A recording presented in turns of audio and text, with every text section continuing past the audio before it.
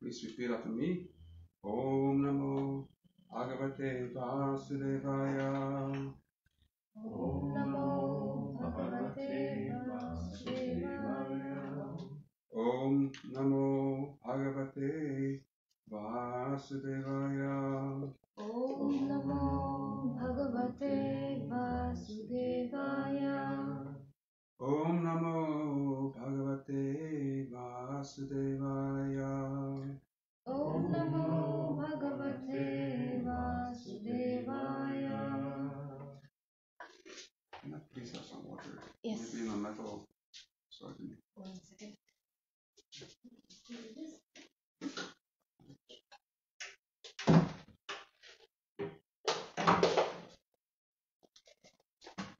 It was not plugged in properly, so it went out of battery.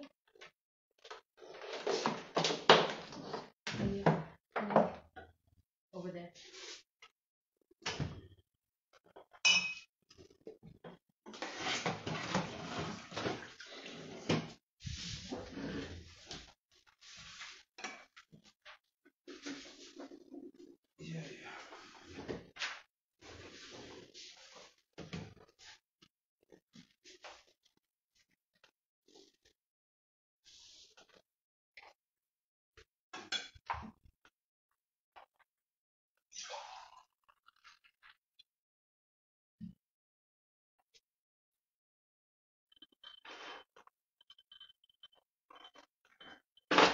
So today we are reading from the 5th chapter of the Bhagavad Gita called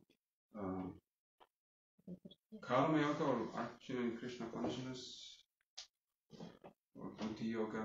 It means you do their duty, but also you have the transcendental knowledge. So you combine these two. So it's just a very it's basically saying how you can be a man in the world, but at the same time be in transcendental consciousness. So this is actually the most difficult thing to do. It's easy to leave the world and not deal with it.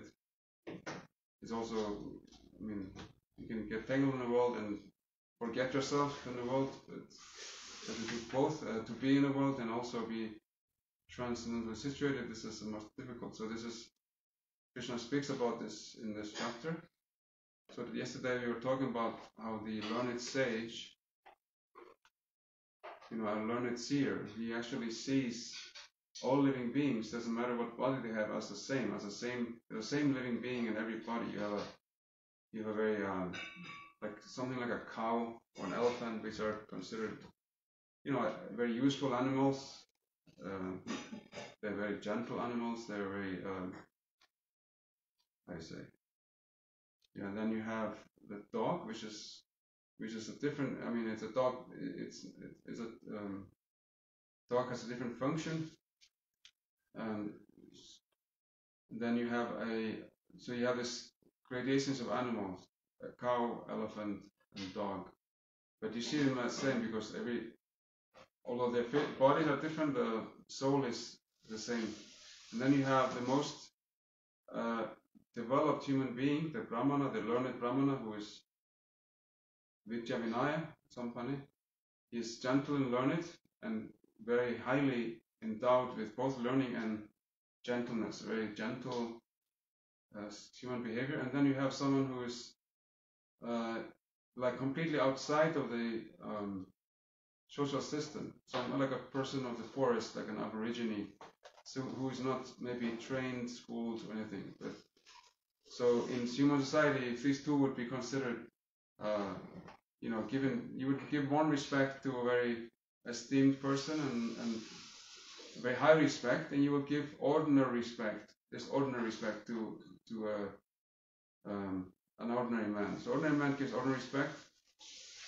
So everyone is respected, but depending on their external situation, there is different etiquette. So this learned person, he sees everyone equally.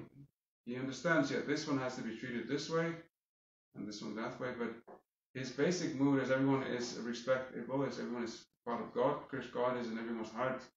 So I respect everyone, but of course, according to where they are at, dog has a different language than a human, so to give a message to a dog, you have to do something different. The dog needs a little more drama, I guess, or a cow.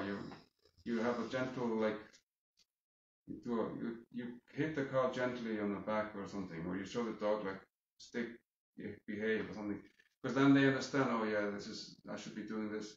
Human beings, you don't do that usually.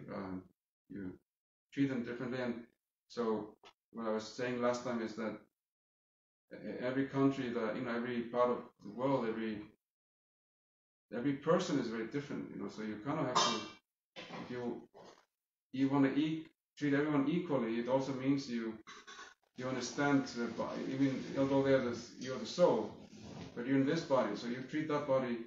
You have to respect that also. So that doesn't mean, so to be spiritually advanced or have spiritual vision doesn't mean you don't see the body at all. I mean, there is a category of human beings called avadhuta. So avadhuta is someone who is so transcendentally situated. He is so much on the spiritual platform that he doesn't even see anything material. He's just like, he may not even wear clothes or anything. He's just like completely in a transcendental state.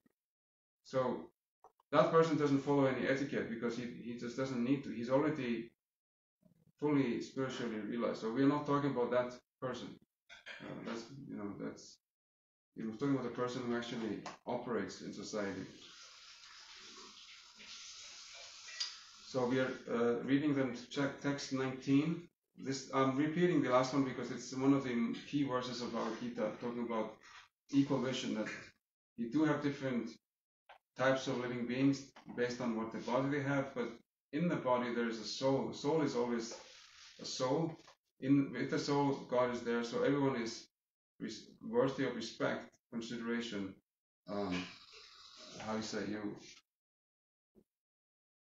You don't ignore anyone. You see a plant on the street, you don't just kick it, and you say the plant has feelings. So it's like that. One has to the best extent, respect every living being.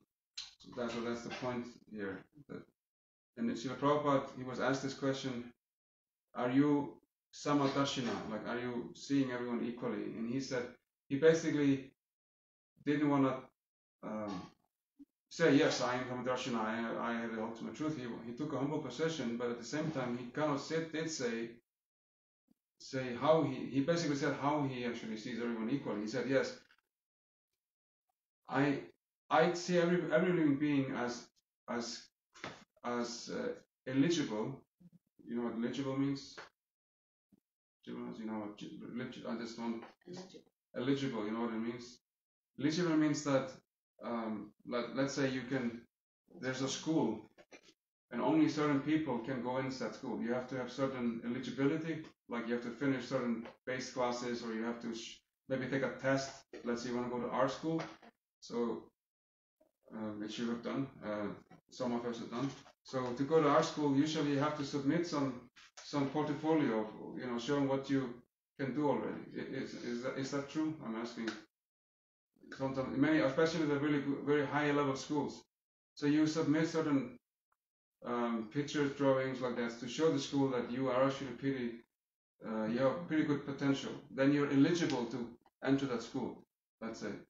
So Prabhupada, he said, in my mind, every living being is eligible for Krishna consciousness. Every living being can accept Krishna. So he actually preached to everyone. Anyone who came in front of him, he would tell them about Krishna. But at the same time, he respected. If the mayor of Geneva came to see Prabhupada, Prabhupada was very cordial, respected him. He is a man of respect. He is a man of power.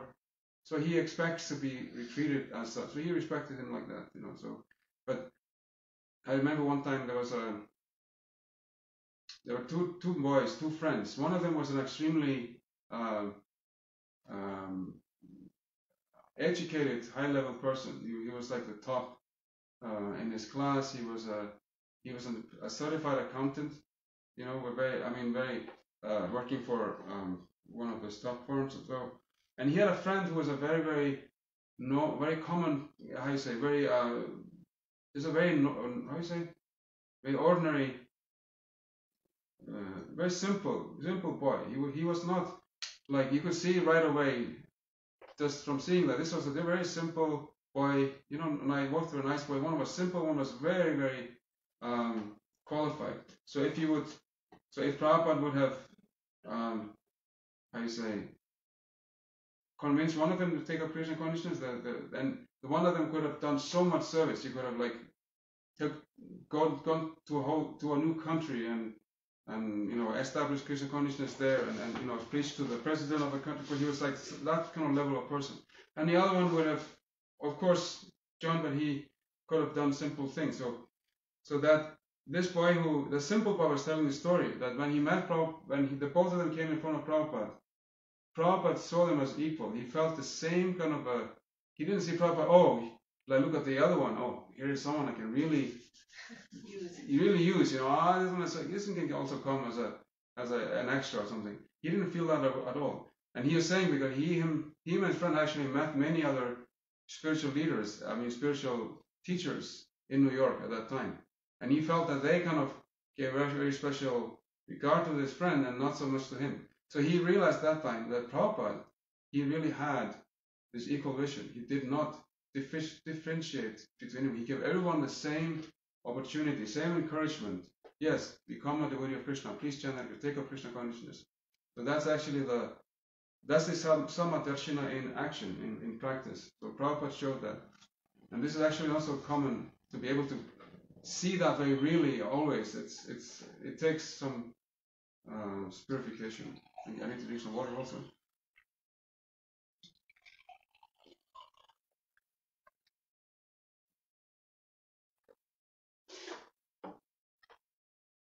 Sorry. Okay, we will now read the next verse. Sorry, I just repeated the other one because it's such like a key verse, key statement of the Bhagavad Gita's key point about philosophy. I guess everyone has the same thing: equal treatment, equal rights, this and that. So what does it mean? It means on the spiritual we're all equal. Not physically we're different, but spiritually we're equal. So you have the verse. You have one of them has the verse. So you can read along the Sanskrit. So Ihaiva tair citasargo yesam samye sthitam manaha nirdosham hi samam brahma tasmat brahmanite sthitaha. Ihaiva tair citasargo yesam samye sthitam manaha nirdosham hi samam brahma tasmat brahmanite sthitaha. So repeat after me. Iha. In this life. Eva. Certainly. Tai. By them. Jitaha. Conquered. Sarkaha. Birth and death. Yesham. Whose, like whose house or something. Samye. In equanimity. Equanimity means like equality. Equanimity. Sthitam. Situated. Manaha. Mind. Nirdosham. Flawless. Which means like without fault. Dosha means fault, and nirdosha means without any fault, without any mistakes. He. Certainly. Samam. In equanimity. Equanimity. Like equal. Equanimity. So equal. That's like it's all Latin actually. Brahma. Like the Supreme. Tasmad. Therefore. Brahmani. In the Supreme. Te. They. Sthita. Are situated. Translation, and Purport by His Divine Grace, A.C. Bhaktivedanta Swami Srila Prabhupada Ki Jai. So I'm going to just say prayers too, because I'm going to comment as we go. Om Jnana Timirandhasya Jnanam Jnana Shalakaya Chaturungitam Yena Tasmai Shri Gurave Namaha Shri Chaitanya Manokistam Sthapitam Yena Bhutale Swayam Rupa Kadamahyam Adati Swapatantikam Vandeham Shri Guru Shri Yuta Patakamanam Shri Gurun Vaishnavam Shri Rupam Sakrajatam Sahakana Rakunatanvidam Tam Sajivam Sadvaitam Savadhutam Parijana Sahitam Krishna Chaitanya Devam Shri Radha Krishna Padam Sahagana Lalita Shri Vishakhan Vitam Shahe Krishna Karuna Sindhu Dina Bandhu Jagatpade Gopesha Gopika Kanta Radha Kanta Namosute Tapta Kanchana Gaurangi Radhe Vrindavaneshwari Vrishabhanu Sute Devi Pranamami Haripriye Vansha Kalpa Turupyascha Kripa Sindhubhya Eva Chapaditanam Pavanebhyo Vaishnavebhyo Namo Namaha Shri Krishna Chaitanya Prabhu Nityananda Shri Advaita Gadadhara Shivas Adi Gaura Bhaktavrinda Hare Krishna Krishna Krishna Hare Hare Hare Rama Rama Rama Hare Hare. So translation, those whose minds are established in sameness and equanimity have already conquered the conditions of birth and death. They are flawless like Brahman, and thus they are already situated in Brahman.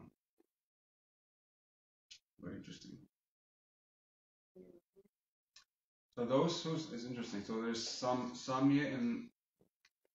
Let me see. Did you look at the Samam and Samye? Okay. Those whose minds are established in sameness and equanimity have already conquered the conditions of birth and death. So he uses the two terms very similar: sameness and equanimity. So if your mind, sameness means you see everyone as equal. Sameness means you see equally, okay? And equanimity, it's very similar, but it means more like your attitude, your treatment of others. Equanimity means you see someone the same, but you also treat everyone the same. You have the same equal treatment, the equal vision of everyone. The mind sees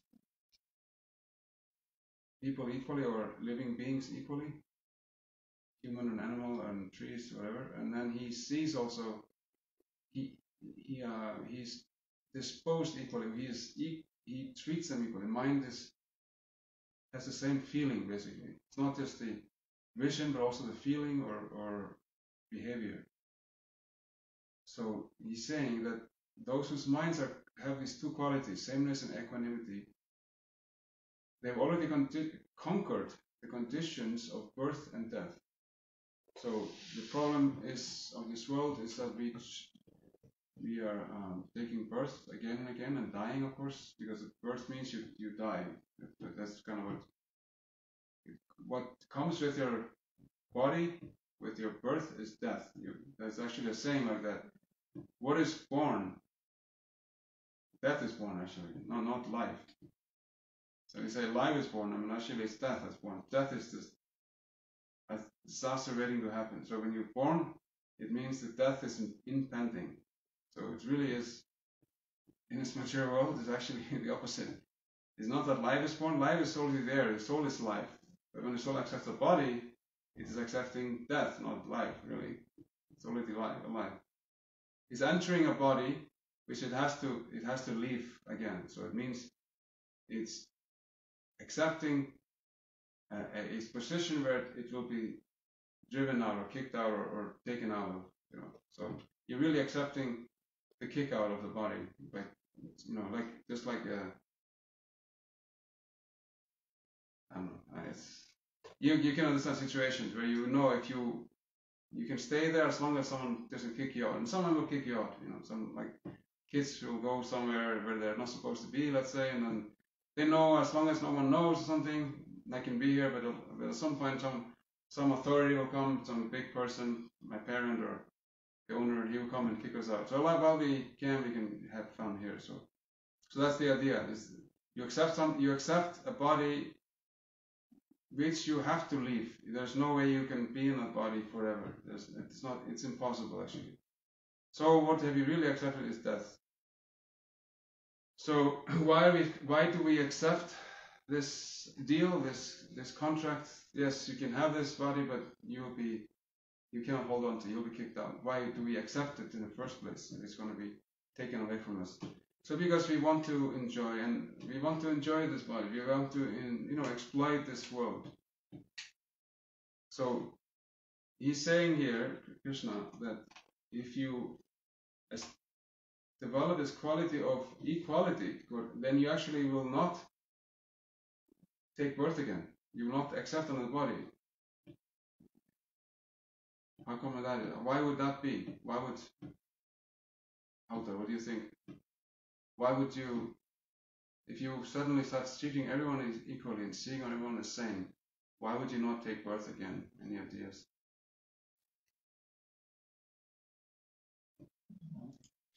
Then I have realized that everyone is the same. But why would you then stop, like you took a body now, and normally people just die and then because they want to, continue interacting with the material world, they take another body because of that desire. So how come that goes away when you just cease equally everything? I'm just trying to provoke your thought a little bit before I try to give an answer myself. So, the mature world is basically everyone is here to enjoy. What does enjoy mean? It means you are trying to take advantage of something in front of you. You start to see this one is good for me, that one is bad for me. That is material vision. That person can help me, can give me something.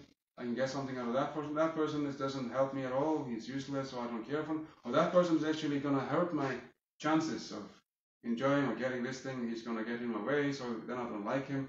So this mentality of being in this world really means that you have to accept the mentality of seeing someone as, yes, this person is very good for me. This one is not so good for me. This one is bad for me. This one, he doesn't mean anything. He's neither good or bad, so I don't care. So this is the material mentality. So when you actually start seeing everyone as same, as worthy of respect, you press the mute button. The mute button, or you should press the sound. I have a sound up. Okay, that's interesting. That never happened before. Oh yeah, because you're watching it online. Okay. Yeah. So the point is that as soon as you stop that, you stop saying, oh, this one is very good for me, he will make me happy, he will give me money, or he will give me some sensual pleasure, or he will just be nice to me, he will smile, so like that. So I like him, or her, or it, whatever, that animal is so cute, so cuddly and cute, so I like that animal, or that animal is like always barking and showing his teeth to me, so I don't like. So when we stop seeing like that everything is based on me. I'm the center of the universe. Whatever makes me happy is good. Whatever doesn't make me happy is bad. Like that, or whatever doesn't help me in any way is just unimportant, like that. So that's the material mentality. When we give that up, you see everyone is equal. They're all part of God. God is with them. They're worthy of respect and service. So you see them same, you treat them the same. That means you've stopped thinking that you stopped trying to enjoy this world. That's what it means, isn't it? So you stop. So you've basically given up the mentality of someone who has accepted a body. So you accept the body. Why? Because you want to enjoy this body. How do you enjoy this body? With the help of other living beings. Or nature. You start seeing. You take things from nature, you enjoy it with your family, your friends, and you keep the people that disturb you outside. You put fences and walls, and you You have defense systems. In some parts of the world they keep weapons at home, a whole arsenal of guns and knives, and they have a whole security system, cameras, everything. Make sure no one disturbs my perfect, happy situation at home like that.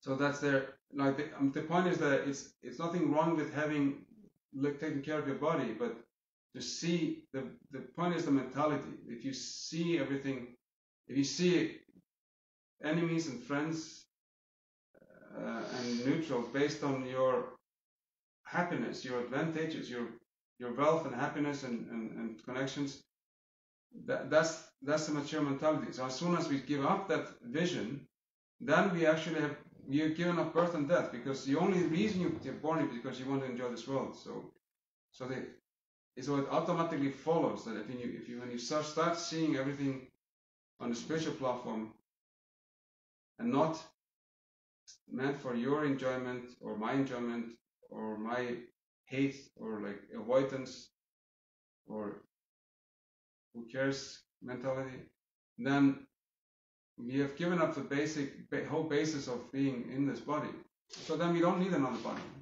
We are basically come beyond the physical platform. It doesn't mean you have a body. It doesn't mean you don't take care of a body. It just means that you are not the body. They are not the body. You're not the center. Krishna is the center. Is what the universal. There's a universal law. Here, everyone is equal. Everyone is part of God. Everyone needs to be connected to God like that. So Prabhupada, of course, his way of doing this was he gave everyone Krishna. So he actively did this, like seeing everyone eligible. Everyone can come to Krishna. So the second sentence of Krishna, they are flawless like Brahman. They're flawless. They're without fault. They're without mistakes. Just like God is perfect, so they become perfect. So even Jesus said this to his disciples. There's a statement in the Bible that said, "Be perfect as your Father in heaven is perfect." So Krishna is explaining what that means. You become perfect like Brahman, like God, because you're seeing everything in terms of God. What is God's? Sorry? Creation. Like God's way. How does God see this thing? He sees this as God sees everyone equally. He's like a father. He has so many children, but he sees them all. He has them on. It's not a nice father who how you say? You say nästan gera upp á milli. Who differentiates. Yeah, I mean, he's like, oh, this one gets. This one doesn't like that one, therefore I should shun the other. No, he said, they're all my children. I have to love them equally like that. So if we see everything through the eyes of Krishna, then everyone is equal, because he sees everyone as equal. So you become perfect like Krishna, like in essence, flawless, without fault. And thus they are situated in Brahman. They are situated in God. Their heart, they are with God. Like I was talking about the Father.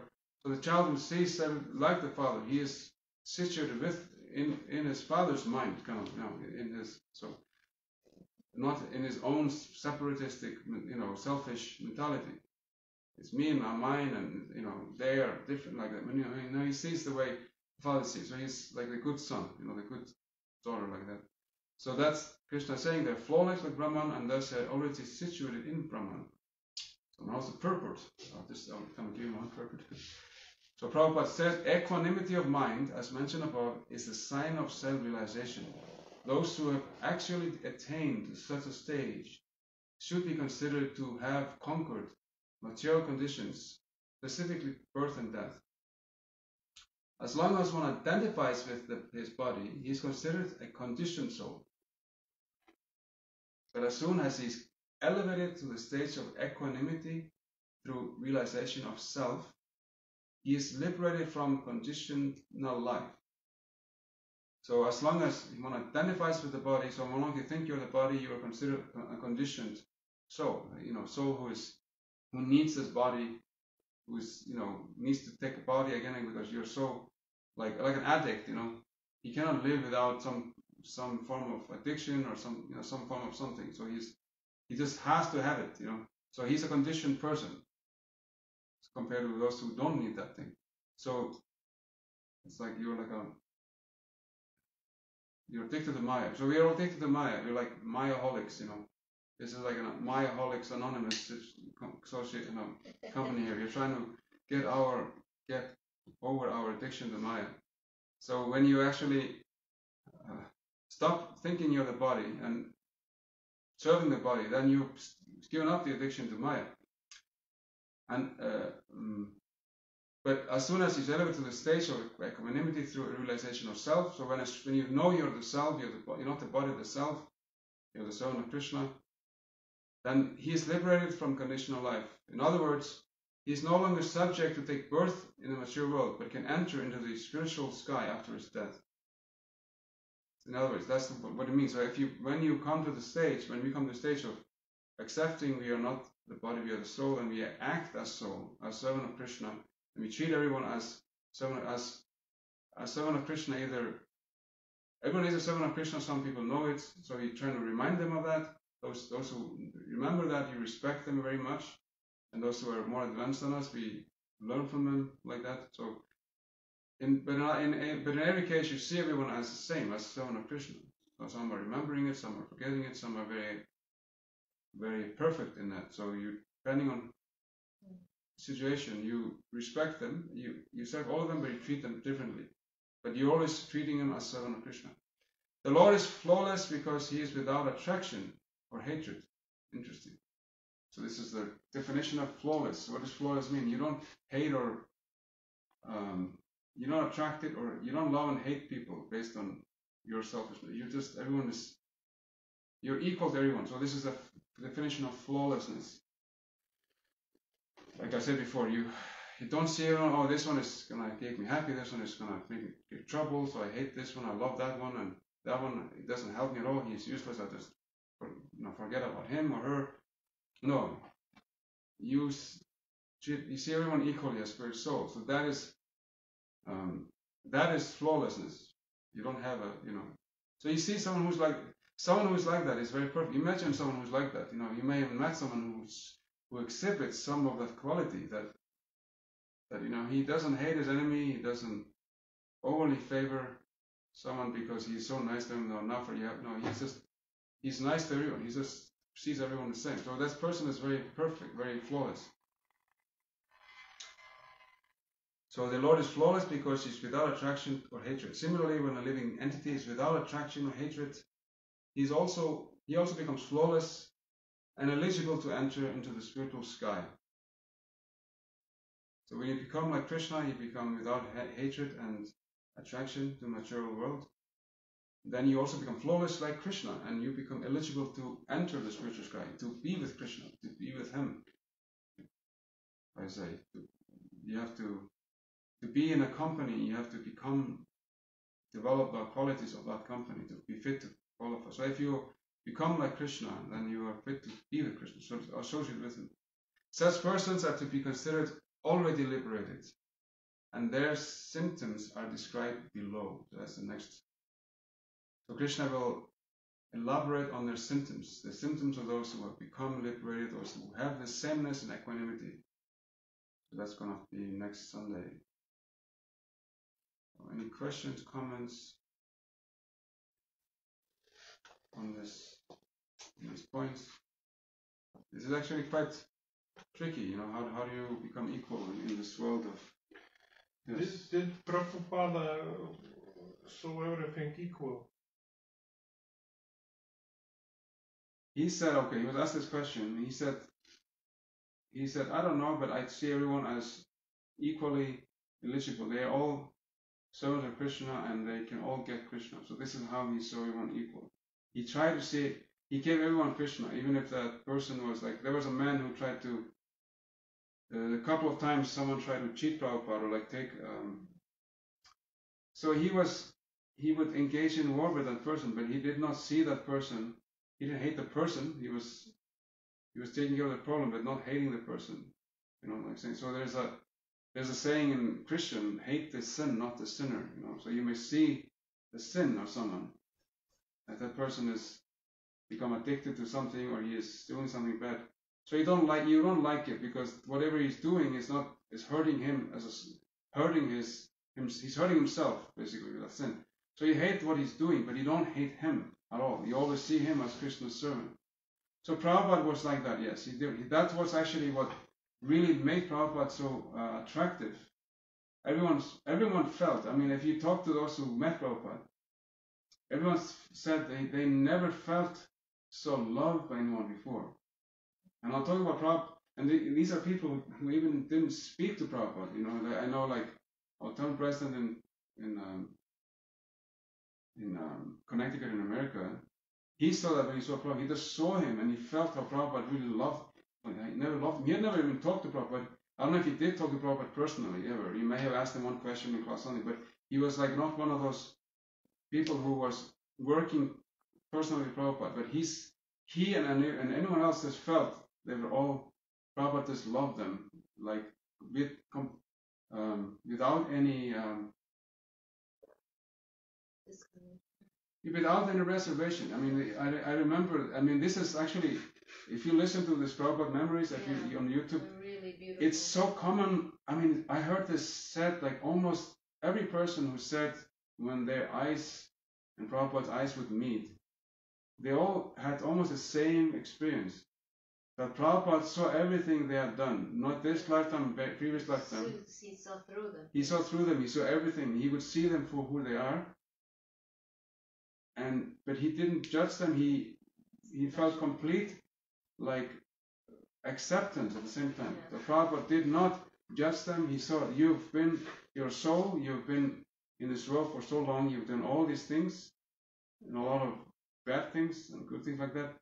But they felt completely accepted, completely like, you know, completely complete love. acceptance, complete love and acceptance, no judgment like that. So yes, that's the experience of those who met Prabhupada. That he saw everyone equally.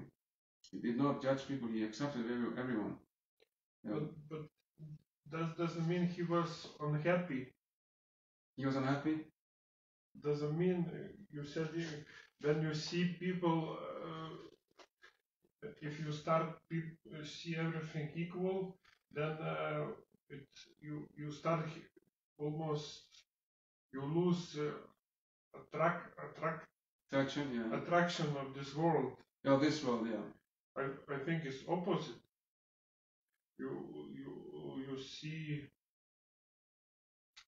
You see, you know, like everything is joined together, you know, and there's more happiness. It's not. Yeah, that's actually couldn't be, you know. That is actually sorry. It's a saying that Don who has received the mercy of Lord Chaitanya, you know, the one who Krishna came to give us this chanting, you know, in this time that we live in this Kali Yuga. So one who has received his mercy, one who just, if he has just look at that person from the side of his eye, it's called a sidelong glance. You know, you're walking and you see it just to the side. You look at someone from the side. You don't look at them directly, just from the side. So if Lord Chaitanya has looked at you just from the side, then one of the symptoms is that you see no different. You will see like a kingdom, you know, like of heaven as insignificant, just like insignificant. The senses, your bodily senses have become like snakes that have no teeth in them. They cannot affect you. And you see the whole world as filled with happiness. Vishvam Purnam Sukhari. You see everything, you see only happiness everywhere. So for Prabhupada and someone on his level of consciousness, he himself is always happy. Right. The only unhappiness he has is the unhappiness of others. You see, people are not, they themselves are not seeing this, that God is everywhere, everything is, and they're not happy. So his unhappiness is our unhappiness, that we have not seen what he is seeing. So he's trying to give us, open our eyes to make us also happy. So that's this. So for himself, he has no unhappiness. So his only unhappiness is others' ignorance of how to be happy, you know, in Krishna consciousness. Does that answer your question, or? just there is some. You're talking about how he does it practically, how he No, behaves. not about it. Just in the beginning was, like said, you were talking about if people usually we are born here because you want to enjoy this life Mhm. and be egoist or so want to have something, and everybody who is here so is had some desire to enjoy. Yeah. But if you see this this world like God's world, Mhm. and everything is connected, Yeah. you can't be sad and didn't born just because of because you became not happy. You became happy because you see everything is connected. Yeah. I think it is more like this. I mean, you're asking why he is born if he sees that, or what do you mean? I mean, that's the point. The point is to see God everywhere, see God in everyone, see everyone equally as God. You see the connection. The point, No, the reason people the reborn human life in particular is meant to develop more and more this vision, this consciousness that God consciousness basically. You know, to give up this selfish, egotistical, mood, this mentality of wanting to enjoy me and mine. Just I want to enjoy and me and mine. This is me and this is mine. This is joy is completely different. So It's spiritual. different Yes. level. Yes, different level. Different level. It's not material. It's spiritual. And Yeah. then you can, when you see this joy and this joy and disjoints, then you couldn't reborn, but not Yes. because you are not happy. You could not be or could be born. Yeah, when you I think your question was you're not gonna born. Yes. Because No. you're happy without this material. Yes. Yeah, Yeah. exactly. When That's you- the point. Yeah. You're happy with that. That's the point. Yeah. You're happy without the material world, so why do you need it? You don't need it to be happy. Exactly. Yeah. When you find the spiritual happiness. true. So everybody, is in this world like, more, doing something, but it's just like a children garden game, Yes. We're trying to please us, Yeah. with some doing. Everybody do something, Yes. to enjoy yourself or maybe others, but it's still children garden, Yeah. Yes. Very, very much so. Everybody working Yeah. in the sand, Mhm. on It's very much so. It's funny, isn't it? It's very much so. If you think about it, that the adults, they are very not much different from children. They're all like, I have this toy or that toy. I have this house. It's quite childish actually. But Yes, I very see, and sometimes, it's so pointless. But anyway, it's, if it joins, for my friends, which, pleasing, or somebody, sees, this, it's okay. You have to do something, but it's not. I understand, it's just children garden, you just do something just to do, and the situation's always coming, and for example, just for me, it's sometimes sad, it is sad and hard, with such a people, we still not in the same level, so very hard people, when you don't want to see, like, for example, narcomans, drug users, and then you show them back, and sometimes it's a little bit, wow, what they're gonna do now? They're gonna use again drugs or something, something bit sad also, because we are in some point, very, very, how to say, we don't have a power to sometimes to handle it, and sometimes, it's so very hard to make a choice what to do, But you see, like maybe they are also coming not just to try us. Also, everything is it is in children, garden, trying testing us. I don't know. It's quite interesting. Yeah. Also the problem is that socially today is that this information about because one thing you mentioned is that people, they take part in this race, races like when people are running and one is trying to be faster than the other, it's like a race. So everyone is racing to be better at something, have bigger house or bigger position or more money or more beautiful wife or husband or whatever, something. They're showing it. Is that also they don't have much information about spiritual life or God. Today especially it's becoming more and more that they don't really know, they don't hear about anything else. So they may take part in this because they don't know what else to do. Well, I'm here, what else should I do? And this actually, like, teenagers have this problem sometimes because they're children, they may not be so awake, they don't think so much because they're just playing children. As soon as they wake up a little bit and they look at their life ahead and they see, okay, so what's now? Now I'm stopping a child. I have to become an old, like a grown-up. What should I do as a grown-up? And he's looking at what the people are doing. It looks pretty stupid, actually. It looks very stupid. Okay, I get this job, and then I come home. I go to school, get a job, go home.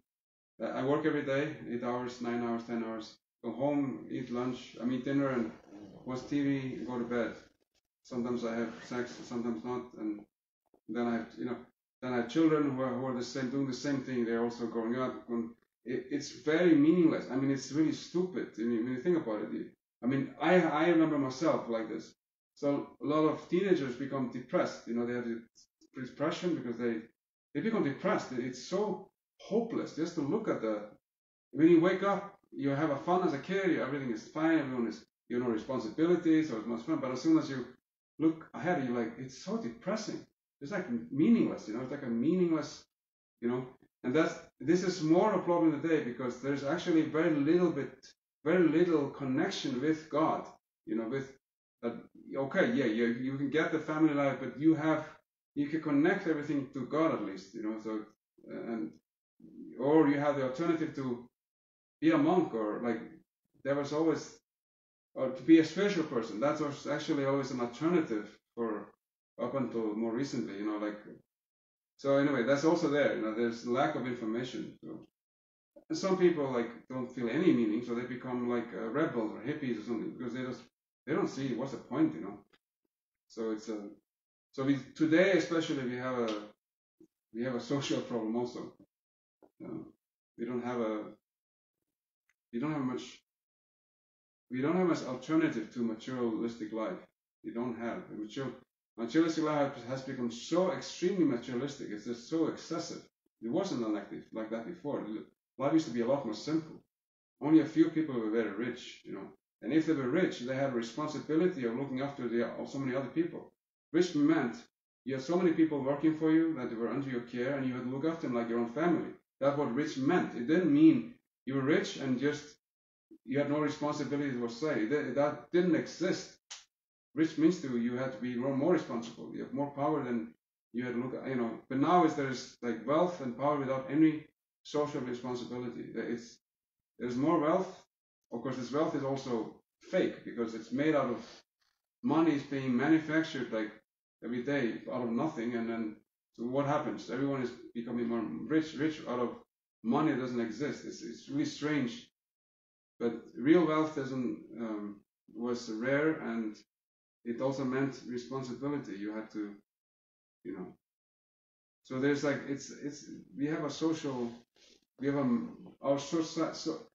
society, social system that is basically, like I was saying last Sunday, is heading towards self-destruction. The way it is, it's a self-destructive path.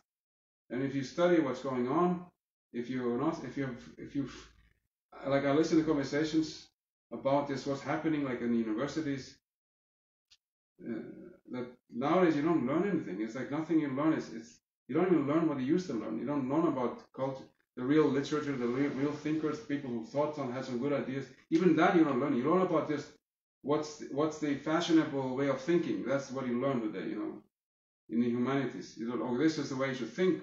You should think of this, all these, all this gender, all this politics about different groups. That's what you learn in school today. You have no school. In school, you're supposed to actually learn about everything. These are ideas there and ideas there, and this is, you're supposed to become like an equal, like we were talking about here, equal vision. That's what you're supposed to learn in school. You have to learn about everything and have your own opinion. But no, so even that is everything is just like in this path of self-destruction. Today it's very, very. We live in a very strange time.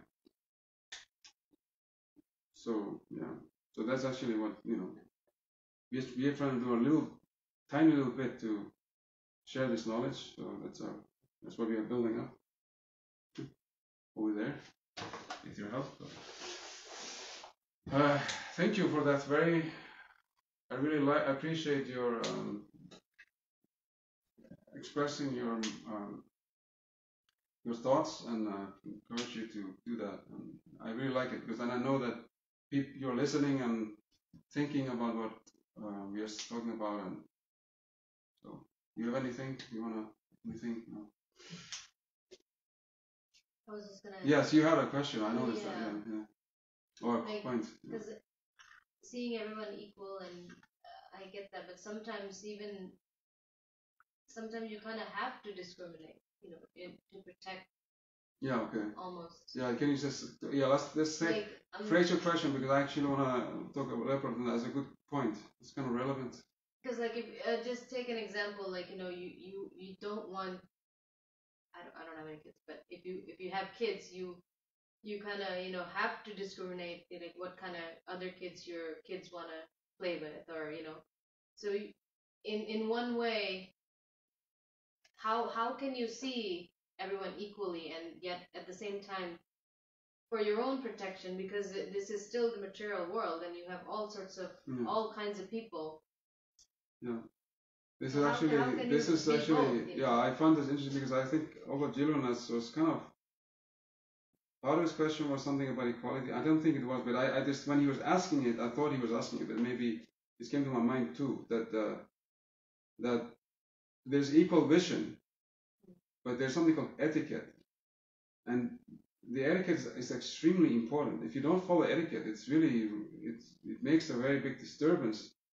It gives trouble to other living beings. You're not, like you're talking about a child.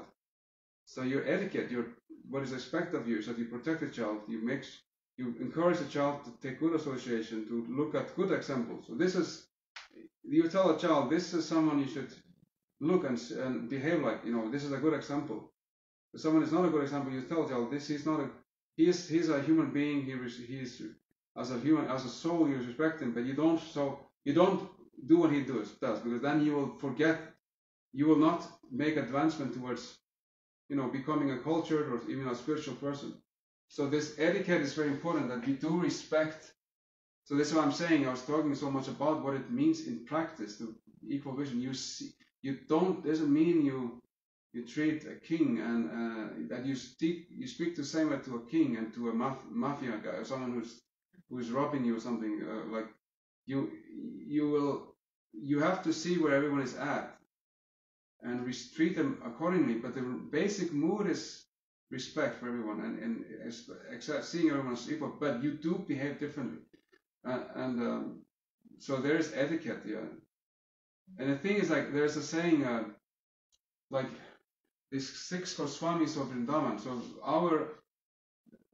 we are followers. Like in the beginning, one of my prayers when we start the class, Sri Chaitanya Manobhistam Sthapitam Yena Bhutale Svayam Rupa Kadama Hyam Dadati Swapadikam. So when will Rupa Goswami give me shelter at his feet? So Rupa Goswami, he is one of the chief disciples of Sri Chaitanya Mahaprabhu. Him and his brother Sanatan and then 4 of their associates. So they were like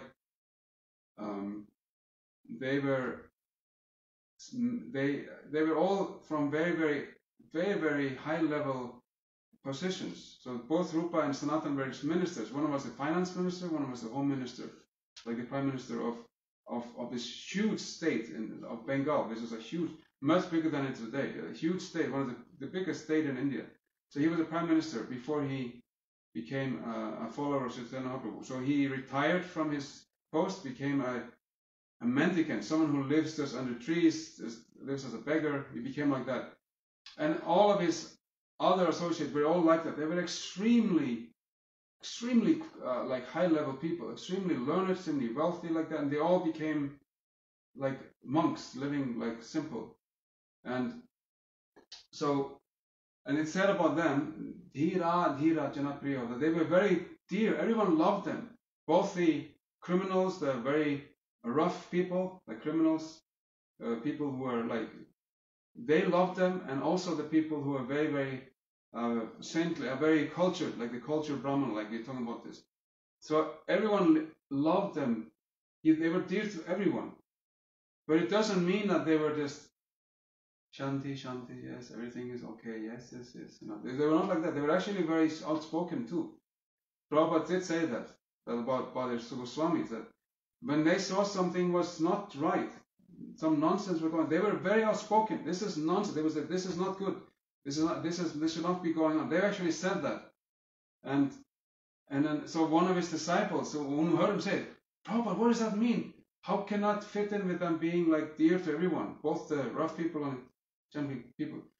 Prabhupada said, yes, because the rough people, they felt the love the intention was very loving. So they felt very, actually, when they would be chastised, they felt, their heart were affected. They will feel the love in their chastisement, So that's what it means. The etiquette doesn't mean that you are equal to everyone. Everyone is equal. We should just let anyone come and anywhere and do anything. No, you discriminate. You may take a stand, but it doesn't mean you don't respect or love that living being. And that living being will not feel that way if you are on that level. So this is very important.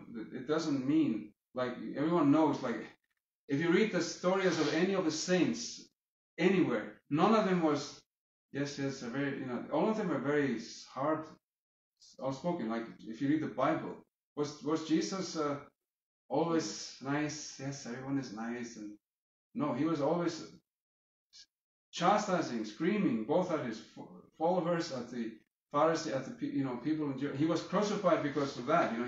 Because he was provocative. He was actually also, he would not compromise the standards. He wouldn't compromise.